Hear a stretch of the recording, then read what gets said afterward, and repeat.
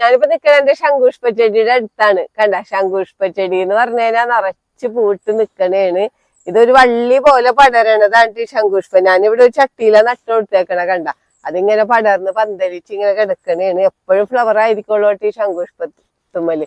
അപ്പൊ ഈ ശംഖുഷ്പത്തിന്റെ പ്രത്യേകത നിങ്ങൾ കണ്ടില്ലേ? നിങ്ങൾ കണ്ടേക്കണത് ഒറ്റ ഇതളിന്റെ ശംഖുഷ്പമാണ്. ഇത് കൂടുതൽ ഇതളുകളുള്ള ശംഖുഷ്പമാണ്. കണ്ട, ഫ്ലവർ കാണാൻ നല്ല ഭംഗിയാണ്. ഇത് നിറച്ച് ഫ്ലവർ ഉണ്ടായി കിടക്കുമ്പോ നമ്മുടെ വീട്ടിലൊരു അലങ്കാര ചെടിയായിട്ടൊക്കെ നട്ടു വളർത്താൻ പറ്റിയാണ്. പിന്നെ ഒരുപാട് ആരോഗ്യ ഗുണങ്ങൾ ഉള്ളതാണ് ഈ ശംഖുഷ്പം എന്ന് പറഞ്ഞു കഴിഞ്ഞാൽ. ഇതിന്റെ ഇലയും വേരും തണ്ടും ഒക്കെ പൂവൊക്കെ ഔഷധ ഗുണമുള്ളതാണ്. നിങ്ങൾ ബ്ലൂട്ടീ എന്ന് കേട്ടിട്ടില്ല? ബ്ലൂട്ടീ ഒക്കെ ഉണ്ടാക്കുന്നത് ഈ ശംഖുഷ്പത്തിന്റെ ഫ്ലവർ വെച്ചിട്ടാണ്. അപ്പൊ നമുക്ക് ഈ ശംഖുഷ്പത്തിന്റെ പൂക്കളും ഉണങ്ങിയ പൂക്കളും പൗഡറൊക്കെ ആയിട്ട് നമുക്ക് മേടിക്കാൻ കിട്ടും.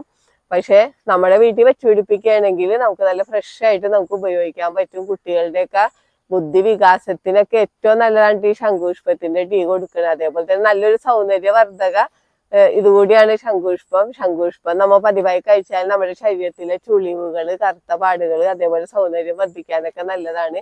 പിന്നെ ഷുഗർ പേഷ്യൻസിനൊക്കെ ഷുഗറൊക്കെ കൺട്രോൾ ചെയ്ത് നിർത്താനൊക്കെ നല്ലതാണ്. അപ്പൊ ഇത്ര ആരോഗ്യ ഗുണങ്ങളൊക്കെ ഉള്ള ഈ ശംഖുഷ്പം എന്ന് പറഞ്ഞു കഴിഞ്ഞാല് നമുക്കിതിന്റെ വിത്ത് പാകി മുളപ്പിക്കാം. അതേപോലെ ഈ സമയത്തൊക്കെ ആണെങ്കിൽ മഴ ടൈമിലൊക്കെ നമുക്ക് ഇതിന്റെ കമ്പ് മുറിച്ച് നട്ടും പുതിയ തൈകൾ ഉണ്ടാക്കാം. നമുക്ക് ചെടിച്ചട്ടിയിലൊക്കെ നട്ടു കൊടുക്കാം. പിന്നെ വെറുതെ ഒരു വടി കുത്തി കൊടുത്താൽ മതി. അല്ലെങ്കിൽ ഈ വല്ല പാഴ്മരങ്ങൾ ഉണ്ടെങ്കിൽ ആ പാഴ്മരത്തുമ്മലൊക്കെ പടർത്തിട്ടാൽ മതി. ഇവിടെ ഇതിന്റെ വെള്ള കളറിലുള്ള ശംഖുഷ്പുണ്ട്, ലൈറ്റ് നീല കളർ ഉണ്ട്, അതേപോലെ തന്നെ നീല ഒറ്റതളിന്റെ ശംഖുഷ്പുണ്ട്. 4 ടൈപ്പിലുള്ള ശംഖുഷ്പൊക്കെ ഇവിടെ നമ്മൾ നട്ടു വളർത്തുന്നുണ്ട്.